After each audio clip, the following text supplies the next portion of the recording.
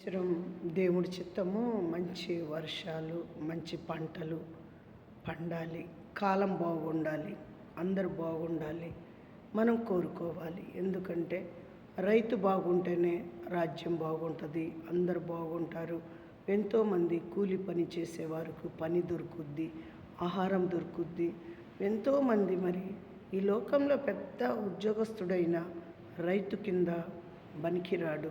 రైతు ఉంటేనే రాజ్యము, రైతు ఉంటేనే లోకము. ఎందుకంటే ఆహారం ఇచ్చిన వాడే ధన్యుడు, ఆహారము పండించిన వాడే గొప్పవాడు అని దేవుడు చెప్తున్నాడు. ఎందుకంటే ఆయన పుట్టించి ఆయన సాగు చేసిన తోటమాలిగా వెన్నుకున్న దేవుడు ఒక మానవుడికి ఎన్ని ఫలాలు పండించమని చెప్పిన మానవుడు ఎంత గొప్పవాడని దేవుడు చూస్తూనే ఉన్నాడు. అందుకోసమే మనము కూడా జాగ్రత్త కలిగి ఉండాలి, జాగ్రత్త కలిగి అందరి కొరకు ప్రార్థన చేయాలి.